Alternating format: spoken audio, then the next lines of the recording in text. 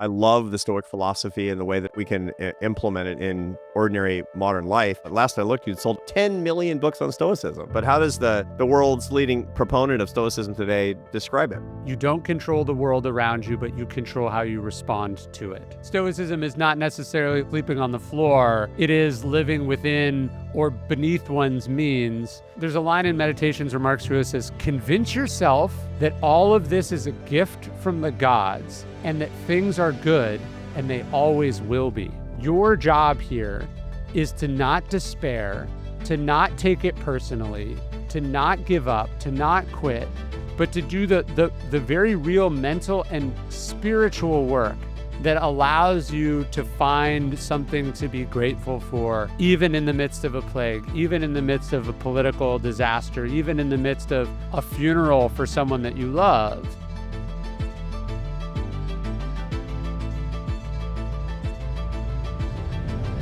Hey, everybody. Welcome to Office Hours. I'm Arthur Brooks. I'm a behavioral scientist dedicated to lifting people up and bringing them together in bonds of happiness and love. And this is a show about doing just that.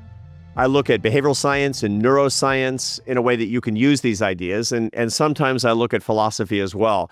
This is really important because philosophy and the study of happiness is the big questions. Behavioral science gives us a lot of data about it. Neuroscience gives us the mechanisms of action. And then, of course, we need to talk about how we practically can live these ideas in our lives to live happier lives.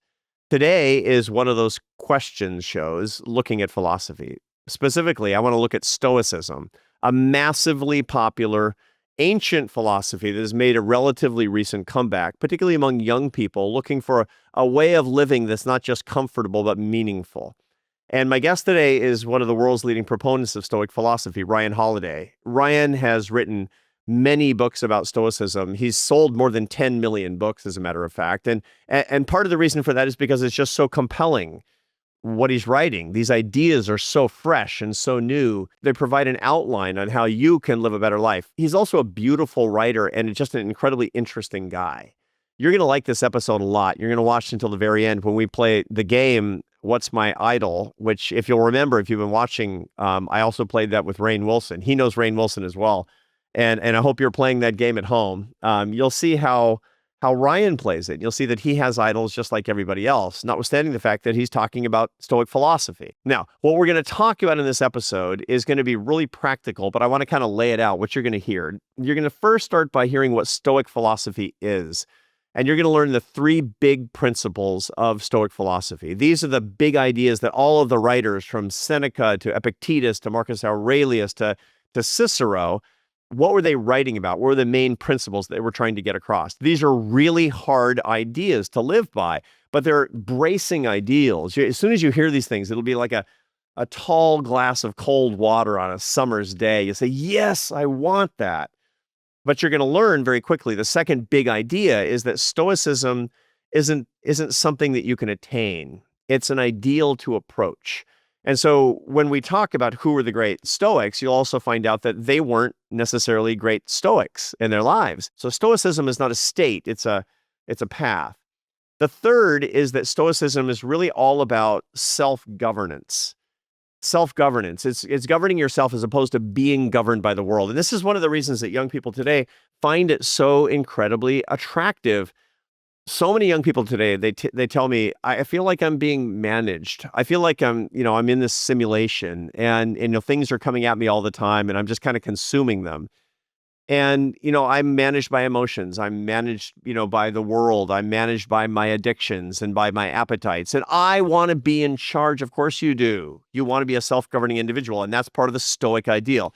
That's where the fourth part of the conversation, which is the wide-ranging conversation, that's really where it comes around. Because Ryan, together we set up this Stoic self-governance protocol. Here are the four things to do. Here are the four things to seek and four ways to get those things. You're going to find how to manage your emotions, discipline your will, lower your self-focus, and extinguish your addictions. Those are the four things to make you a more Stoic and therefore a happier person, living a good life under your own circumstances where you're in charge and nobody and no device is in charge of you. You're going to find out the ways to do that. So stay tuned. This is going to be a real practical episode and one I think you're really going to enjoy. This is my interview with Ryan Holiday. Ryan Holiday, welcome to Office Hours. Yeah, thanks for having me. I'm delighted. And this is a new podcast, and I've been on your podcast a bunch of times, and we've done stuff together in the past, which I've always really loved. And I thought people listening to Office Hours need to hear from Ryan Holiday because everybody needs a little more stoicism in their life. Well, I'm a college dropout, so I didn't get to do a lot of office hours. But as a concept, it's always been like whenever I go back to colleges, and I'm talking to college kids, I go, I don't think you understand how insane the concept of office hours is to everyone else in the real world. Like these professors, which as, expert witnesses in court cases charge tens of thousands of dollars an hour in some cases, or in other cases, speak for tens of thousands of dollars or consult to, some of the biggest, most important people in the world. They are sitting in their office mandated to have a certain number of hours that anyone can come talk to them. And they mostly just sit there and wonder why nobody comes. Yeah, no, mine are on Zoom and they're booked up in 15-minute increments. Yeah. And so their appointments is kind of what it comes down to. And generally speaking, since I teach happiness, they want to talk about their lives. And so it becomes clinical work, effectively. And I'm not a clinician, so there you go. I'm a huge fan of your stuff, as you know. I love the Stoic philosophy and the way that it actually is, and we can implement it in ordinary modern life. And you're the leading exponent on bringing Stoicism to literally millions and millions of people. At last I looked, you'd sold 10 million books on Stoicism. 10 million. That's Something a nice like round that, number. I like it. Yeah. Yeah, and you didn't sell them all through your own bookstore in Bastrop. I mean, this is stuff that I see. wish. Yeah, I know. That would be double dipping, man. That's not Yeah. fair. You write books on Stoicism and sell them yourself and charge twice. I'd love for you to tell me kind of the backstory and how you got interested in Stoicism, how you started to become a modern Stoic philosopher yourself. How did that come about? How did a normal guy working for Robert Greene, the author of all things, wind up becoming a philosopher? Tell me that, and then we'll talk about your new book. I don't know if I would call myself a philosopher so much as someone who writes about philosophy. I guess I think the title, someone else has probably got to give you the title, so I'll take it. But I was in college. I remember I was taking a class on Aristotle. Is Aristotle and the Meaning of Life. And it was fascinating and interesting, mostly over my head. And I remember I was at a conference. I was writing for a college newspaper, and I was at a conference. And I went up to one of the speakers afterwards, and I said, I love to read. Are you reading anything interesting? What might you recommend? And the person recommended a biography of Theodore Roosevelt and the Stoics. And I remember grabbing the Stoics on Amazon. The movie Gladiator was still relatively new at this point. So I'd at least heard the name Marcus Aurelius, like that rang some bells. And I remember Meditations came to my college apartment, and it was nothing like Aristotle. Like it's in these short kind of clipped sentences. He's saying what he means, and he's not talking so much about the meaning of life as he is talking about the practical problems of life, right? There's a passage that I remember hitting me as a 19-year-old in the opening of book 5 of Meditations, where he has this extended riff on why he has to get out of bed early in the morning, Right, even I though know he that doesn't one. want to. The covers are It's so amazing. nice. Yes. Yeah, he says, but it's nicer here. And he says, so you're made to feel nice, to huddle Yeah. under the covers and stay warm. And so there was just something about hearing the most powerful person in the world write these notes to themselves in the way that today someone might write something on a sticky note and put it on their bathroom mirror. And the idea that this was based on an ancient philosophical tradition. I mean, it just lit me up. And I went down this rabbit hole, and I started writing about it I had a blog. And it certainly was not my plan or my intention, nor could I have imagined that this is where I would end up. My first 2 books were about marketing. And I remember I went to my publisher afterwards and I said, for my next book, I'd like to write about an obscure school of ancient philosophy. And they were, less than excited. And so, it was something that kind of just happened. But to me, it all stems back from this kind of moment of discovery and excitement when you find, whatever I think anyone that's had a religious or a philosophical experience knows when you find the thing that was written thousands of years ago that feels like it was made exactly for you in that moment. That's a magical thing. Yeah. So sum up Stoicism for people who don't. I mean, most of people. I guess I suspect that most people who are watching Office Hours know something about it. But how does the world's leading proponent of Stoicism today describe it? Well, not what people think Stoicism is, which is, has no emotions, has no feeling, invulnerable, robotic, whatever. I like to tell people that my definition of Stoicism is a Stoic believes you don't control the world around you, but you control how you respond to it. And so Stoicism is this way of responding, or this framework for responding, that's built around the cardinal virtues of courage, self-discipline, justice, and wisdom. And the idea, and this is my first book on Stoicism, was called The Obstacle is the Way. It's based on, I think, the essence of Stoic philosophy being that every situation you're in is an opportunity for virtue. So the more trying, the more difficult, the more painful, the more whatever that situation happens to be for you, the more it calls from us one or all of those four virtues. And I think Stoicism, fittingly, for people who don't know, Stoicism is a philosophy that comes in about the 4th century BC, when a merchant named Zeno suffers a shipwreck. So he loses everything. He was this successful merchant. And it's in the rebuilding of his life after this disaster that he's introduced to philosophy. I think it's fitting that Stoicism, which is a philosophy of resilience and responding to what happens to you in life, comes from a guy doing precisely that. Yeah, and this is the guy. I think he lost a whole boatload, literally a boatload of purple cloth, right? Isn't that what he was? Yes, purple dye. Yeah, purple dye, because purple dye was unbelievably expensive, and that was his life's work and all of his savings, and all of it was gone. And he's saying, well, what does that mean? So this actually leads to something you've written about an awful lot, which is central to Stoicism, and which is utterly opposed to the modern complex surrounding mental health in young people, which is that if you're suffering means something's wrong with you, and that's completely mistaken. Pain is not evidence that something's wrong. Pain is evidence that you're alive, and it's not to be eliminated, but to be understood and as an incitement to growth. Is that fair? I mean, I've heard you say this 100 times, but that's right, isn't it? Yeah. Zeno's joke was that he made a great fortune when he suffered a shipwreck, because it introduced him to philosophy, but you could also say it introduces him to himself. Right. It's the thing that challenges him, that requires him to grow, that requires him to change. And so, yeah, you can choose. This is the idea in Stoicism, that you don't choose the situation, but you choose the story you tell yourself about it. So you can suffer the shipwreck, metaphorically or otherwise, and say, I've been singled out. I've been mistreated by fate or fortune or God. A tragedy has befallen me. I can never recover. This is awful. Or you can say, this is a chance for me to start over. This is exciting. This is an adventure.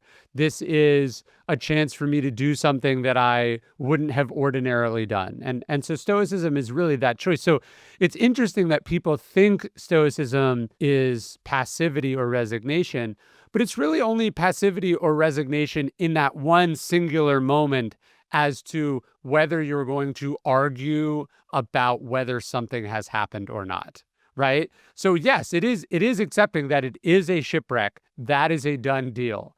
But where one is not passive is in what one does next. So you're writing books about this so that people can use these ideas today. You're not using these ideas so people understand purple dye and Zeno, as interesting as that actually is. So let's talk about actually using some of these ideas today. So as I understand it, your description of Stoicism, which seems very robust and certainly in accord with my reading of Marcus Aurelius and Seneca and Epictetus and Cicero, and I mean, Cicero's a Stoic, right? Do we call him a Stoic?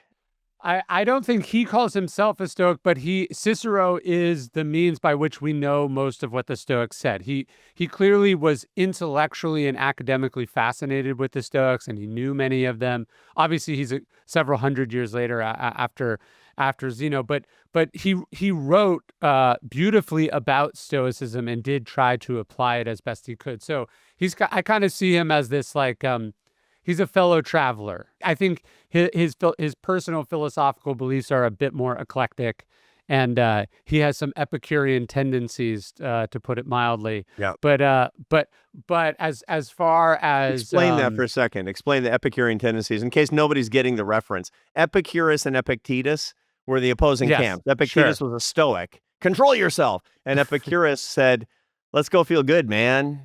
Yes. And to be fair, I am doing to the Epicureans what others do to the Stoics there. Yeah.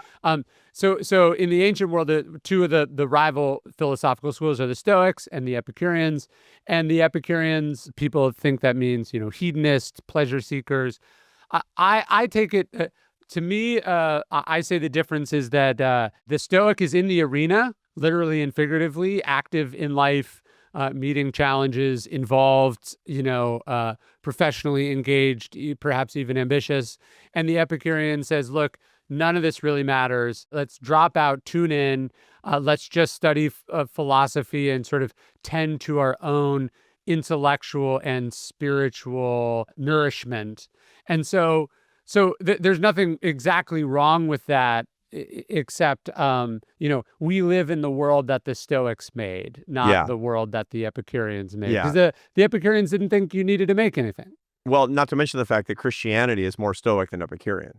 Yes, And, for sure. that Christendom actually brought Stoic thinking forward through the centuries. And, through St. Thomas Aquinas, et cetera, et cetera. There's a lot more Stoicism in that than there's no Epicureanism in that, to be sure. But they do get this wrong because Epicurus, he had a cult and he had a community around him. And there was nothing morally untoward that was going on. There was not like hedonistic sexual activity or bacchanalian activity. On the contrary, they were pretty prim and proper. What they were doing was hanging out, not arguing with each other angrily, but rather having very deep philosophical discussions and trying not to be uncomfortable is what it comes down to, right?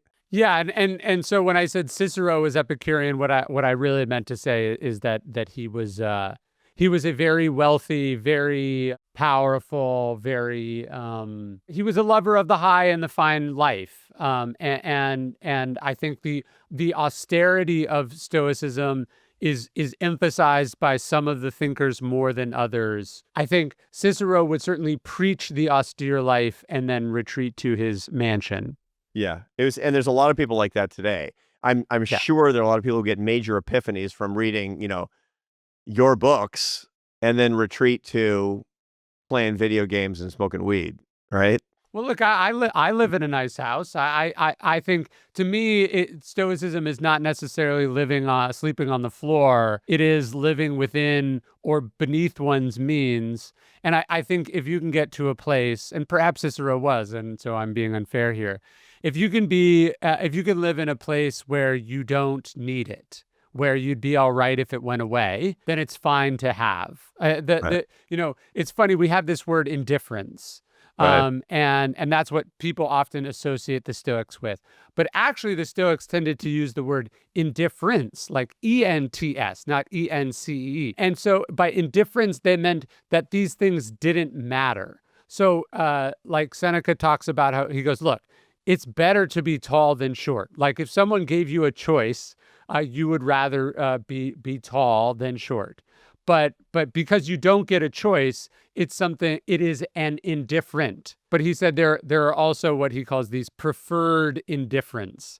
And so the idea is, if you can afford a nice car, why would you deliberately drive a beater? Now, there Right. might be a philosophical reason you go, hey, I don't want to care about something that doesn't matter.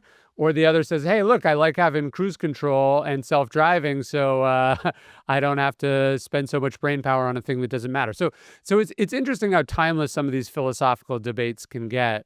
But in the ancient world, the idea was, one was austere to a point, and one was trying to cultivate an indifference Right. to things that didn't really matter. Yeah. And so the Buddhists would talk about this in terms of intention without attachment. So you have an intention towards certain things. You have goals in life, you have preferences, but you're unattached to the attainment of those goals. You're unattached to arriving at the destination of your dreams is what it comes down to. And the truth of the matter is that's unbelievably behaviorally robust.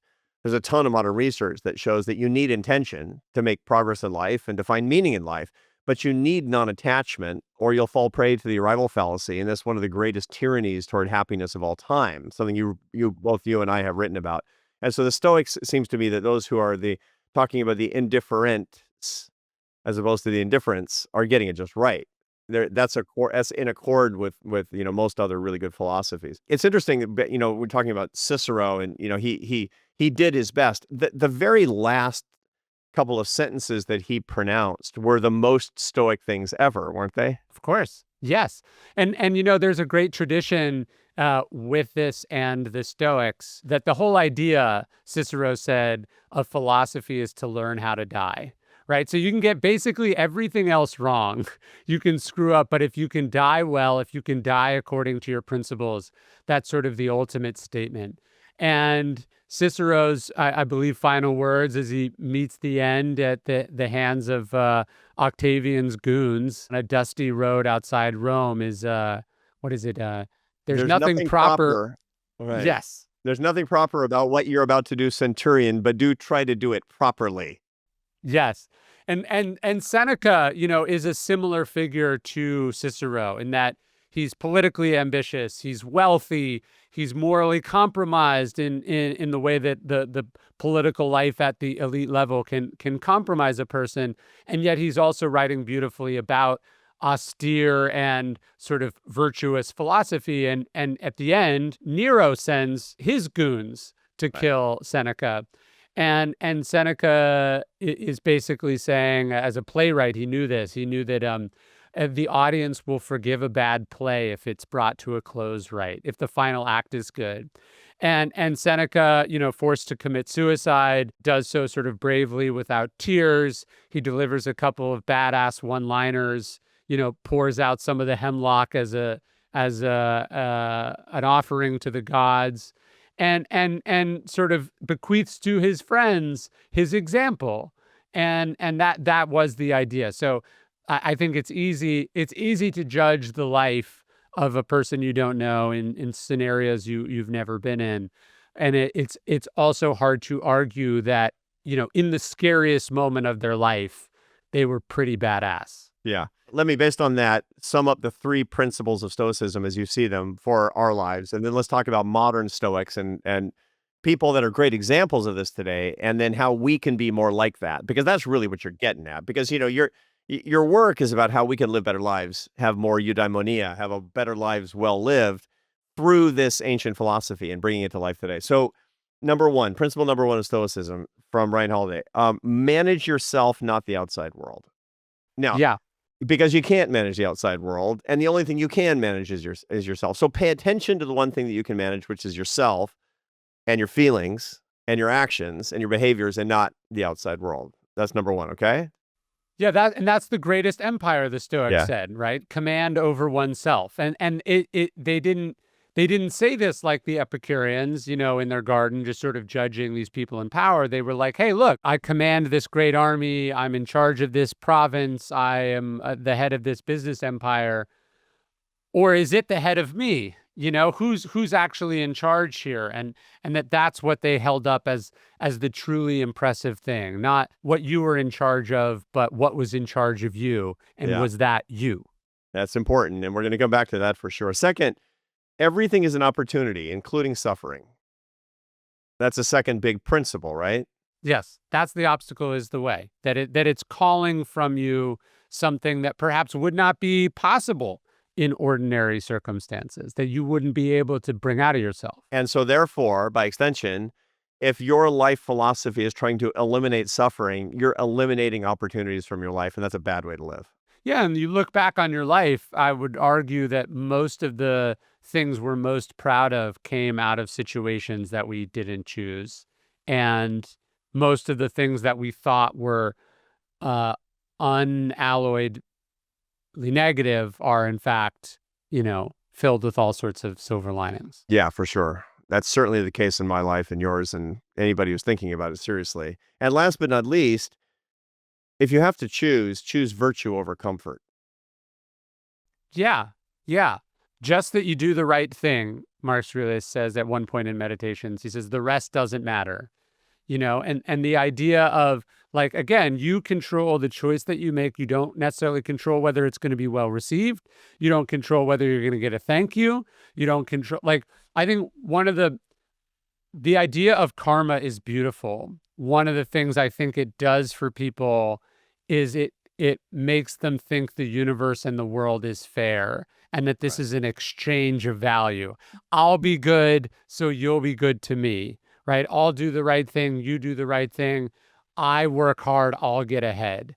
I think the Stoics lived in a much more capricious world, a much crueler world.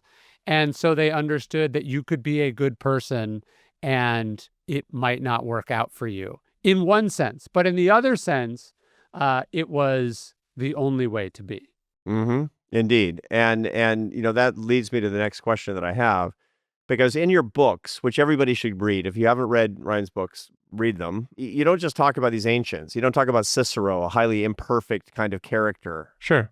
You talk about modern figures as well, and that's what makes it really interesting. And so before we talk about how we can be Stoics, give me an example of somebody in relatively modern life, perhaps dead. Maybe, maybe it's General Montgomery. Maybe it's Abraham Lincoln.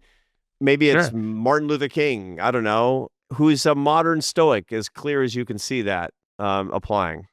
Well, one of the things I try to do in my books is I try to take Stoic ideas and then illustrate them with stories from literature and culture and sports and business, military history. I'm not saying that John D. Rockefeller is a Stoic. I'm saying it was Stoic the way he was able to keep his mind clear in the midst of multiple financial crises, right?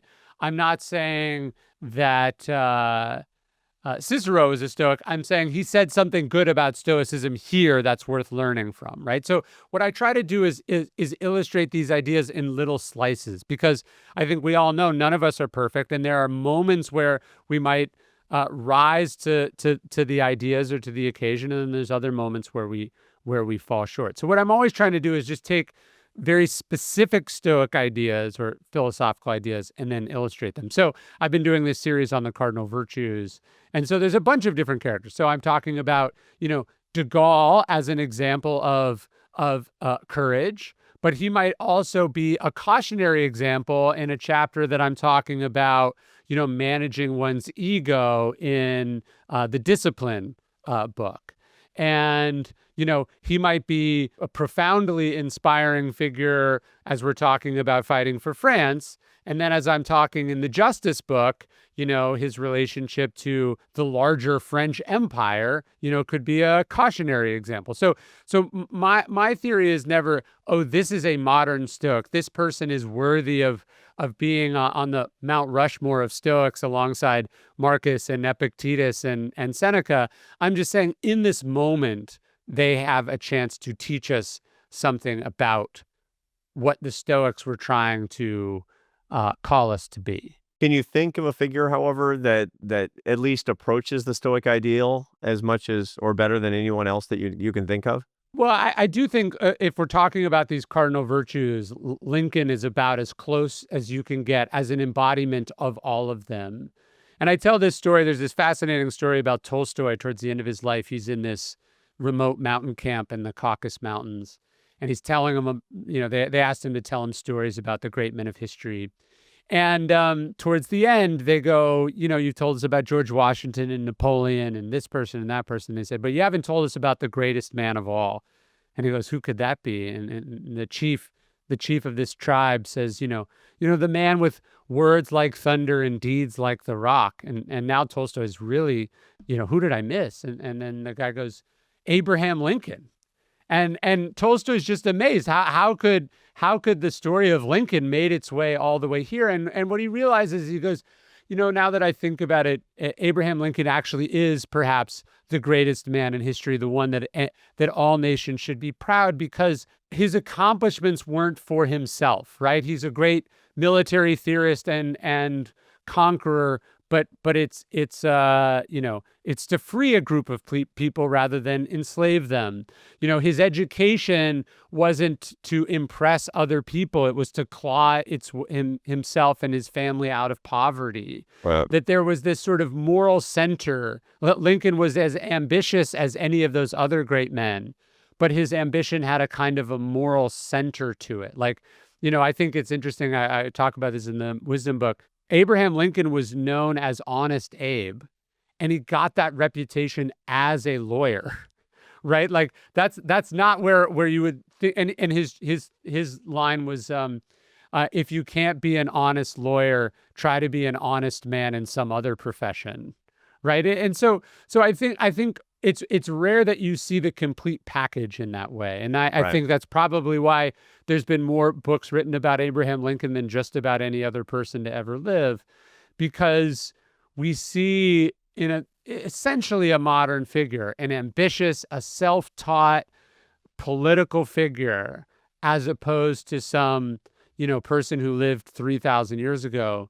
We see all the potential pitfalls that have disrupted many of our leaders, and we see him somehow expertly and selflessly navigate them. So I would put him up there. Certainly, we don't know if he ever read the Stoics, unfortunately, but he's about as close as you can get to the ideal in the real world. Yeah. In the 1830s and 1840s, when he would have been a student and young adult, I don't think the Meditations of Marcus Aurelius was in common circulation yet, right? No. And in fact, George Long, the British classicist who came to work at the University of Virginia, who popularized Marcus Aurelius, was a sort of a Southern sympathizer, and he famously complains in his edition of Meditations that that he's a Southerner at heart, and he doesn't like all these Yankee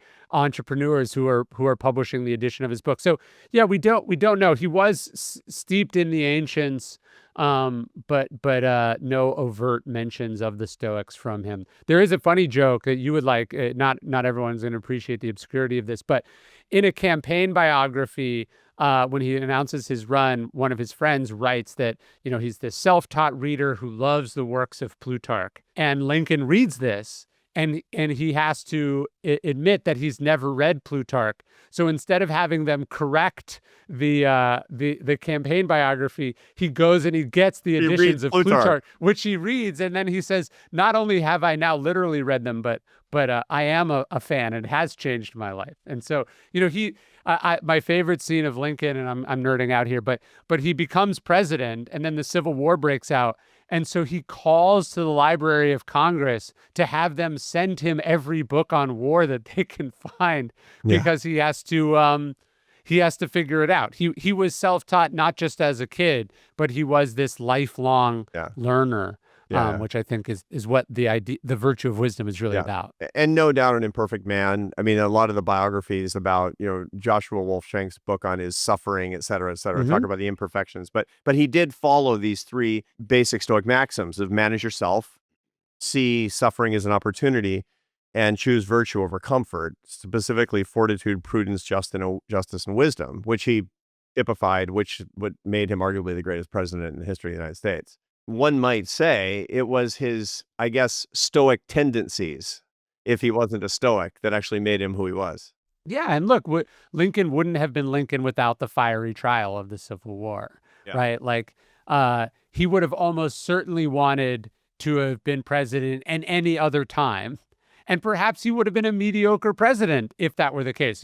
He was certainly underwhelming as a congressman. He needed the moment, and the moment needed him, which is, I think, something that's uniquely true about great leaders. And, Marcus Aurelius, 20 years of peace and prosperity, Hadrian, and then Antoninus, and then basically Marcus becomes emperor, and it's one disaster after another, all external things, nothing he caused, but there's a famine, which leads to a plague, or there's a flood, which leads to a famine, which leads to a plague, which leads to a civil war. And so without these disasters, perhaps he's a much more philosophical king, but he has to be philosophical in another sense. right? And he has to guide the country through one disaster after another. So you would rather it go away different than it did, but nobody asked, right? You didn't get a choice. And I think Stoicism is the decision to make what you can of the hand you've been dealt. That's interesting. That's a good summary of exactly the 3 points that you made earlier.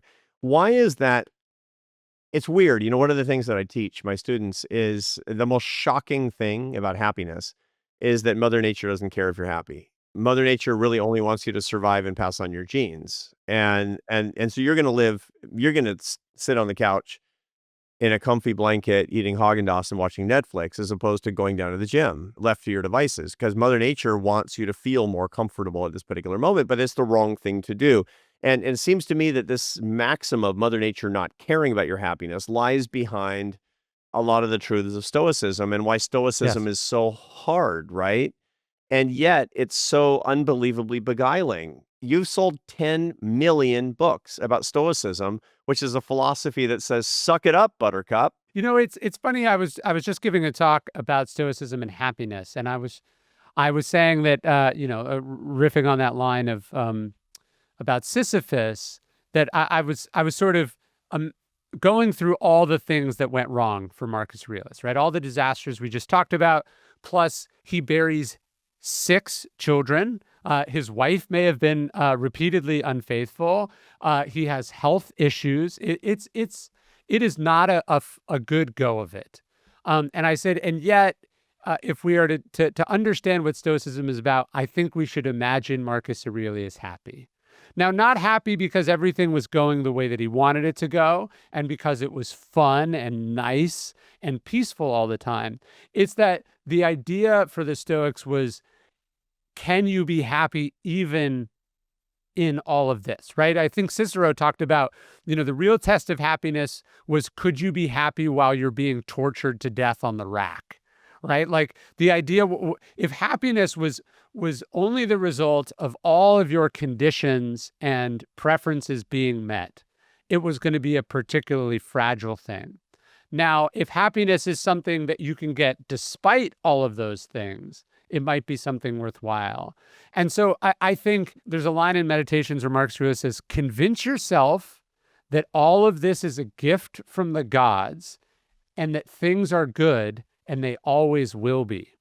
And I think that word that phrase convince yourself is in a sense the definition of Stoic philosophy, right? He's saying that your job here is to not despair, to not take it personally, to not give up, to not quit, but to do the very real mental and spiritual work that allows you to find something to be grateful for, even in the midst of a plague, even in the midst of a political disaster, even in the midst of a funeral for someone that you love.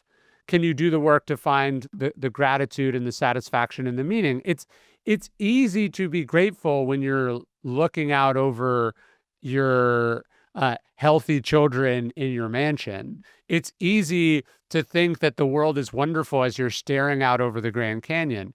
It's harder to do it when the Spirit Airlines flight you're on is 6 hours delayed, or you have a terrible case of food poisoning, or you just got terrible news from the doctor.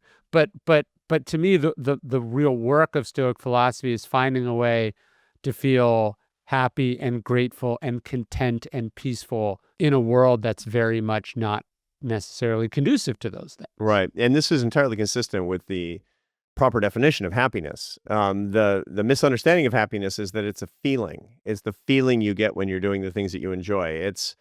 You can't put it into words, but you know it when you feel it. And that's wrong, because feelings are at best evidence of happiness, like the smell of the turkey is evidence of your Thanksgiving dinner. Happiness, as we understand it in the world of behavioral science, is a combination of enjoyment, satisfaction, and meaning. And there's a lot of suffering in going from pleasure to enjoyment and deferring your gratification so you can experience true satisfaction. And most importantly, finding the meaning of your life. That's full of suffering. That's just absolutely full of suffering. And so the proper definition of happiness is inherently Stoic, right? Yes, and that also that happiness is work, right? That happiness isn't getting all the things you want handed to you, but that it's actually work that you have to do, mental, spiritual work to orient yourself right, to understand what's happening right. Yeah, if it was just a feeling that creeped in, what would it really be worth? Right. Right. Exactly. It's feelings are largely unearned because they're a product of the limbic system. And what I teach my MBA students at Harvard is the most important thing that I teach them is emotional self-management through the process of metacognition, which is choosing to manage yourself with your prefrontal cortex as opposed to be managed by your limbic system, which is your emotional console.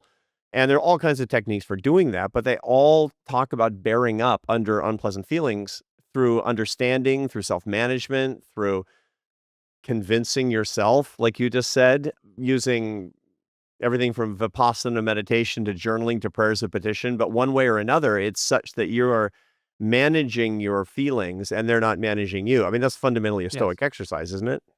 No, that's the definition of Stoicism. I think people think that, and that's because of what the word Stoic means. They think Stoic means has no emotions, Right. right? I think Stoicism is having the emotion and then not being ruled by it. So there's Right. so many things that piss me off, but do I try to go through my life in a state of being pissed off? Right? There's things that I'm afraid of, but I try to go through my life not ruled by fear. There's things that I desire. There's things that I yearn for. There's ambitions that I have, but I try to make sure that I have those things as opposed to those things have me, right? I have a career. My career does not have me. And so what is that kind of line between feeling the emotion, feeling the pull, feeling the attraction, whatever it is? And then to me, the Stoicism is the process of processing them. There's a there was a Stoic named Athenodorus who was the advisor to Octavian, the one who put Cicero to death. And he said, before he writes in this essay that before you do anything, you should count all 24 letters of the alphabet. Now there was two fewer letters in the ancient Latin alphabet than we have today. But his point was, you have the feeling, you're upset, somebody did something, somebody said something, you want to do something. And then, can you pause? And to me, Stoicism is that pause and reflection before the action. That's metacognition right there. That's what that is. That's exactly what we're talking about. So that might appear to someone who doesn't know you very well as not having had the emotion at all, right? But the idea that Seneca, the playwright, didn't have pangs of jealousy when he saw some other playwright succeed, or that it didn't hurt his feelings when a critic said something negative about him, or that he didn't feel sad when he lost someone he loved. That, of course, he's a human being. He actually says no amount of philosophy takes away natural feeling, but you can train yourself to not go around acting impulsively. Right. And I think that's the difference. And to govern yourself and not be governed by Yes. these negative, or by the way, the real Stoic master also is not governed by his positive feelings, Yes. which Yes. is Of really course. important. I mean, but of course we'd like to overlook that. I just want to govern my negative feelings, but I don't want to let my positive feelings, range and roam freely. And you don't get that. No, to me, it's the even keel, right? That's where we're trying to get to, some kind of center. Some sort of a center while we're still experiencing the emotions because that's part of human life. Tell me, as you're traveling around the country a lot, you're talking to college students, so am I. What are the protocols of modern Stoicism that you're advising for young people today? What should they start doing today to live in a more Stoic fashion? Well, I think Stoicism is inseparable as a practice from journaling, right? Much of the work we have from Marcus Aurelius is him writing to himself. So it is this process of self-examination. And Seneca called this the evening review. He said he'd wait for his wife to go to sleep and he would sit down and he would put himself up for a review. He said, I would let nothing pass by. He'd look at what he did well, what he could have done better, and he'd write this down. And so I think the process of thinking about what you think, thinking about yourself is not just philosophical, but it's also deeply calming and reassuring. And it cultivates a kind of self-awareness and Yeah. self-knowledge that I think is inseparable from enlightenment and wisdom. It's the main thing I would give people. I think I give a bunch more practical ones. I think, look, there's a reason Marcus Aurelius is talking about waking up early. He's talking about starting the day off in charge, doing something that you don't want to do, right? And building a practice where you go, hey, I'm a person who does hard things. I decide what my day is built around. I am asserting that I don't think my job is to lay here under the covers and be warm, right? So the Stoics have all sorts of sort of adversity that they seek out, they cultivate. There's a physical practice to Stoicism that I think is, a big part of it. And look, I think for a lot of young men, this is why it is a more attractive philosophy than some of the more ethereal or cerebral forms of philosophy. It's like Stoicism is a thing you do, right? Not a thing you read about and then debate in salons. It's a practice. It's a set of practices. And we're working through those practices right now. So number one was manage your emotions by journaling. The second was discipline the will by getting up early. So now you've got your emotions under control and you've got your will bent to your goals as a person as opposed to roaming all over the place. What's the next thing that a young Stoic needs to do? Well, look, I think what I have loved about the Stoics is that, again, opposed to the Epicureans, is that they were involved, right? Involved in running the country, involved in their community, involved in public life. There was this component of justice. So I would say, what is your contribution to society? Where are you making the world a better place, right? And what is a practice or an activity that you regularly do that connects you with other people that leaves this place better than you found it? And that could be running for office on one end, and it could be picking up trash, that you see on the street. In Meditations, Marcus Aurelius says, you want to have good fortune. He says, good fortune is good character, good intentions, and good deeds. And so what are you doing that is contributing to this world that you might reasonably see as dark and dysfunctional? What are you doing to make it not that way? Now that, of course, is entirely consistent with the Jamesian, the William James philosophy of the I self versus the me self. When you act in a publicly virtuous way, you've transcended yourself laterally to other people. In much the same way that when you worship God, you transcend yourself vertically. And both work in much the same way with respect to how it improves you and improves your life. That's what leads to a good life well lived, is not focusing on yourself, right? Self-focus is lethal. And the best way for you to not focus on yourself is to focus on others and make their lives better. Is that the point? Yes. And then I think that pulls us back to the idea of happiness. There are many people much wealthier than you. There are many people much more accomplished than you, much more famous than you. And chances are many of them are not happier than you. Conversely, though, there are people that have all sorts of jobs that seem exhausting and demoralizing, that are poorly paid.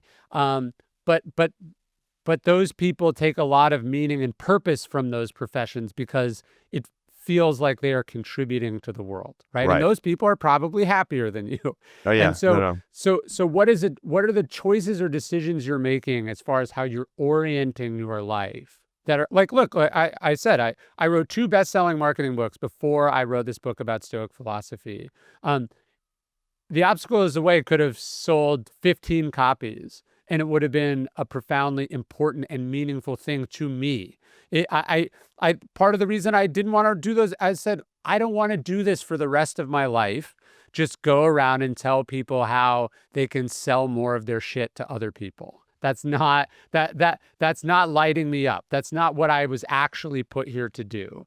And what is the net positive contribution of that? It is very little. And so deciding to find something and to dedicate yourself to something that gives you meaning and purpose, that's where the happiness comes from. The last area I want to ask you about for the modern would-be Stoic, or somebody who's actually tending towards Stoicism, so who's going toward the Stoic ideal, a young person today that you're talking to, that we're talking to right now. Tell me about device use. in the Stoic mold? Anything that you have that has power over you is something the Stoics would look at suspiciously, right? And so if the first thing that you do when you wake up in the morning is grab that device, that's a bad sign.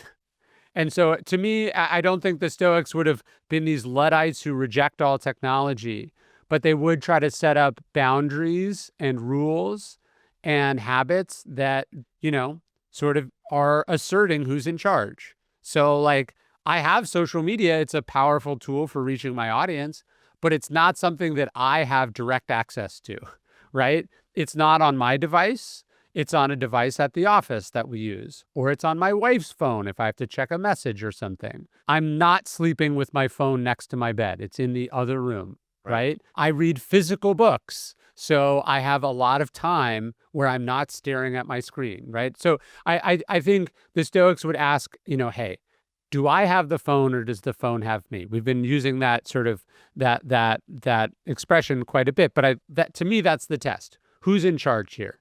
Is it Apple or is it me? Is it Twitter or is it me? And by the way, the same principle applies as you would read the Meditations of Marcus Aurelius or anything by Epictetus.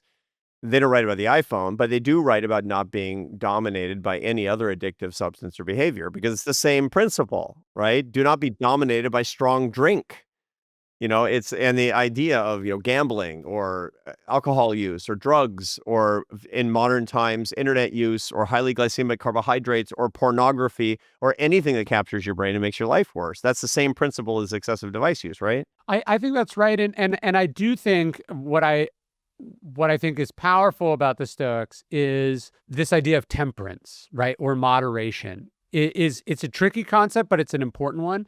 And to go to your point about drinking, often the image for the idea of temperance was a man watering down his wine, right? And wine was very strong in the ancient world. And so he's not refusing to partake, but he is diluting the strength of what he would ordinarily have partaken in. And so that's what I'm not walking around without a phone. Even people go, oh, I have a flip phone. It's like, maybe that works for you, but I have a terrible sense of direction and I don't want to get lost all the time, right? I also, by having my phone, it allows me to do a little work here and there and not have to sit at my desk all day, right? I can take a walk and listen to music or, I can do my phone calls on the move. I can do stuff. So I use it, but I try to make sure that I am using it and not the other way around. That's great. That's great. What did the Stoics get wrong? Ooh. Well, I do think they get all the things wrong that the ancients got wrong about, sort of equal rights and equality and, slavery and violence.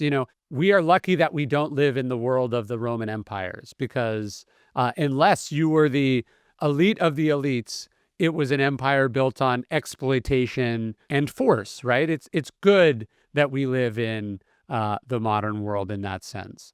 So obviously they didn't question most of those assumptions. Every once in a while they did, but not always. I also think the Stoics, because this partly explains that, they were a bit more predeterministic than I think they needed to be, right? So this idea that some things are in your control and some things are not in your control. Okay, well, what do we decide is in our control or not in our control, right? So sure, slavery or colonialism. These are things that have existed for countless centuries. But then someone like Gandhi comes along, or Abraham Lincoln, or Martin Luther King comes along and says, well, what if I did something about that, right? Thomas Clarkson comes along and says, well, what if I change that? So I do think that the Stoics were often a bit too lowercase c conservative in the sense that they respected or venerated tradition that actually was in their control to change. And we would not want to live in a world where everyone accepted everything as outside of their control because what that neglects is our ability to come together collectively and solve complex problems. That's what politics in its best form is about.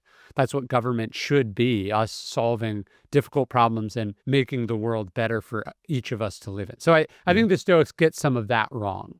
Yeah. So in a way, you're saying that what Marcus Aurelius got wrong is he didn't live in 2025, which is hardly his fault. But also the way we got from 150 A.D. to 2025 was that famous line about the reasonable man adapts himself to the world. The unreasonable man adapts the world to himself. Therefore, all progress depends on the unreasonable man.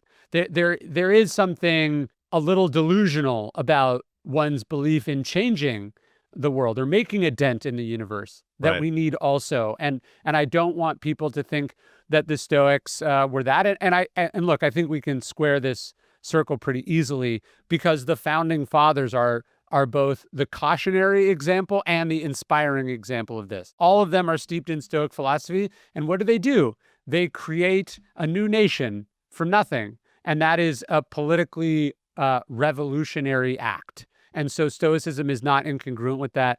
Although I did a daily Stoic email not that long ago about this letter where George Washington, for instance, this goes to my point, George Washington is going like, I really hope someone does something about this slavery thing, and it's like, it's like there was not a better person on earth than you in this moment to do something about that.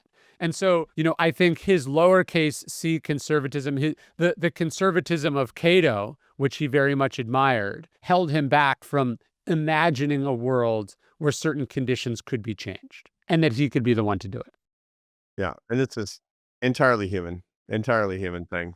Um, as we go forward through history, we find all kinds of people that did not talk about the Stoics, but use Stoic philosophy in very meaningful ways. And one of them is somebody I mentioned before, which was Thomas Aquinas, the greatest of the medieval theologian. He was an Aristotelian, originally sort of a Neoplatonist, but introduced Aristotle's ideas to what were then modern audiences. And he's the reason we read Aristotle today, and indirectly why we read a lot of Cicero today, and indirectly why we know a lot of Stoicism today, was vis-a-vis Aquinas.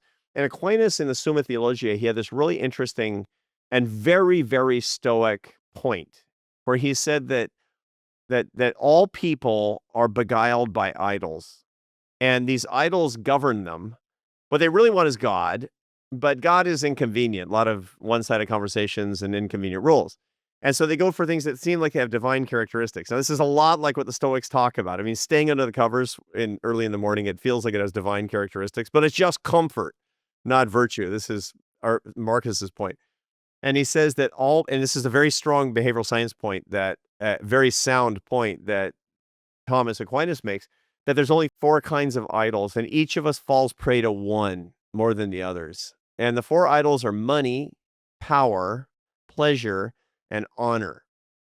Those are the things we fall prey to. Now, there are other things that beguile us because they capture our brain chemistry, but those are the big idols that he talks about. And when you know what your specific idol is, then you can become self-governing in a way that will set you free.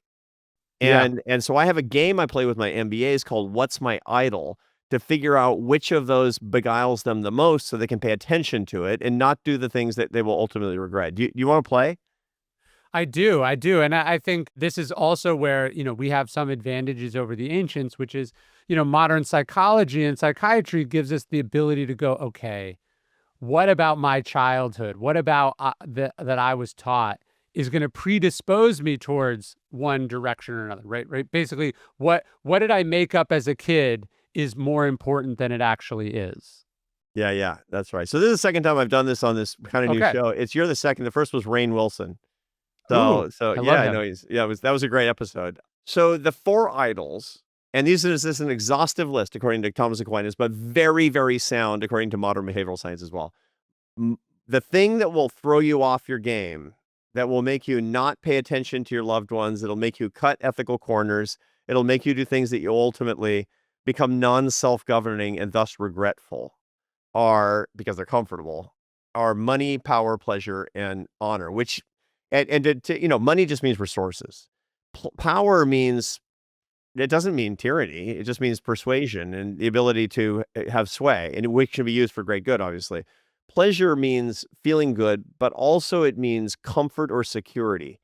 So if you're checking your stock portfolio every day, you're a pleasure freak, is what that would be. That's your idol. And then fame probably doesn't mean internet famous for most people. It means being respected and admired by the right people, maybe lots of people, or as prestige or whatever it happens to be. So the way to play the game in good social science fashion is to eliminate the idols you don't have, Ryan.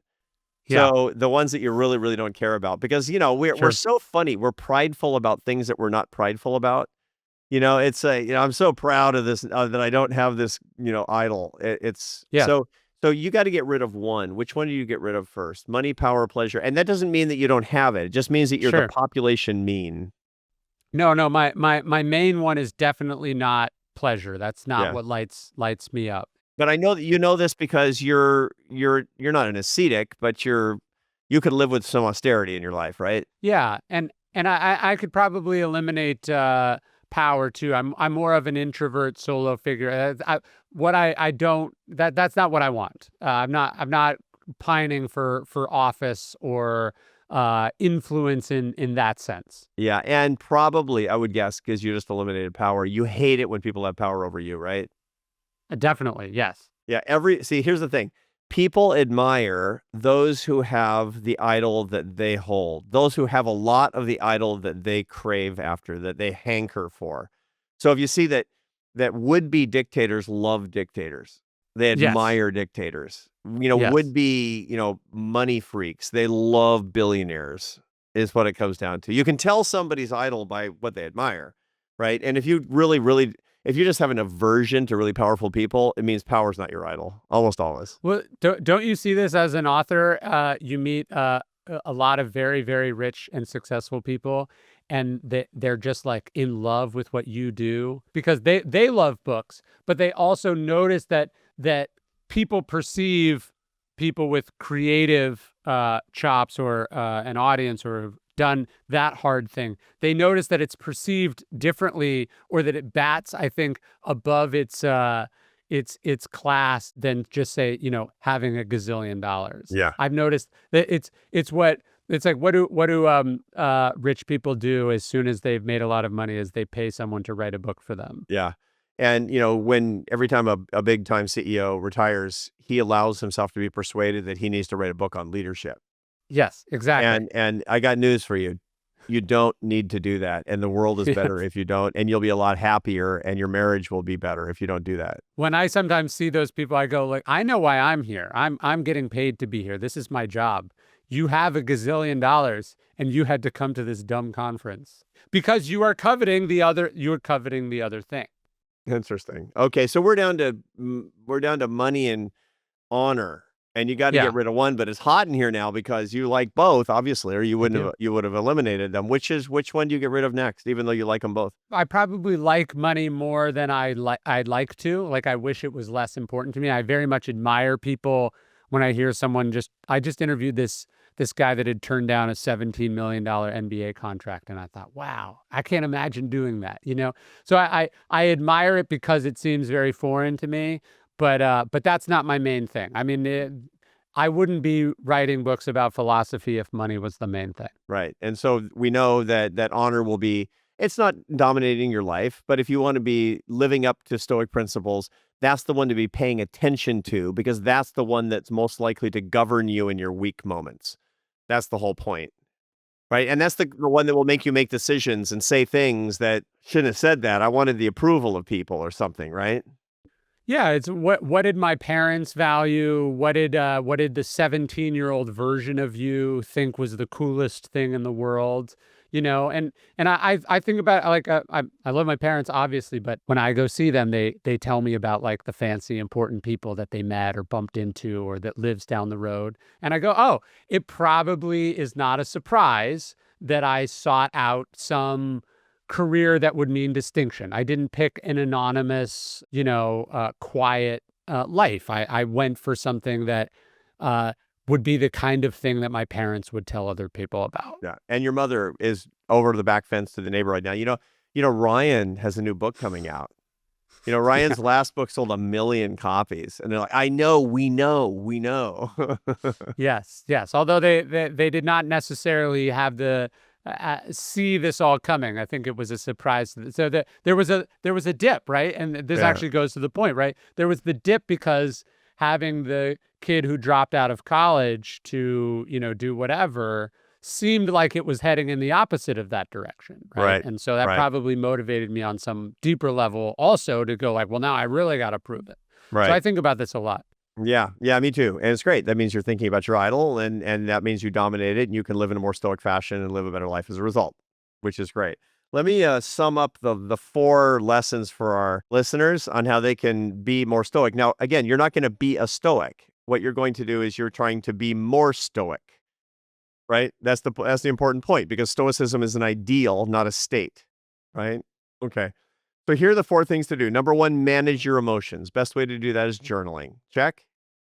Yes.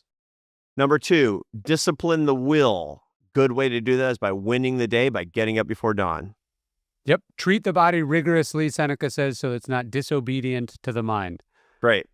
Number 3, lower your self-focus. Do that by serving others. It's the we, not the me. And last but not least, extinguish your addictions. And that will probably start with your devices. I think that's right. You do those 4 things, well, you still need to get the books. And the new book is Wisdom Takes Work. So sum that up for us. It's the fourth and the most essential of the cardinal virtues, because it's the one that informs all of the others. So it's not a book of wisdom, because to write one would be preposterous. It is a book about the methodology by which one becomes wiser, to go to the way you expressed it earlier. No one is wise, but you can become wiser than you were. Right. That's what the book's about. Yeah. All of these things are tied together. You can't be happy. You can only be happier than you were. And all of these things are ideals that you would actually approach. You'll never be a stoic. You'll just be closer to the stoic ideal. And I think that's an important way to live our lives, because life is a journey, and that journey should be an incredible adventure in making improvements in our own lives, lifting other people up and bringing them together. And in so doing, finding the best person that we can possibly be. I'm really grateful to you for, the work that you're doing, because, I read it and I feel like I'm a better person as a result. Well, I would say the exact same thing about your work, and it's been wonderful getting to know you. Thanks. I can't wait to see you in Bastrop, Texas, a beautiful place. Yeah, in like a couple months, right? I think you're here in December or something. Yeah, I'm going to come on your show. Can't wait. We'll do it again. All right. Thanks, Ryan.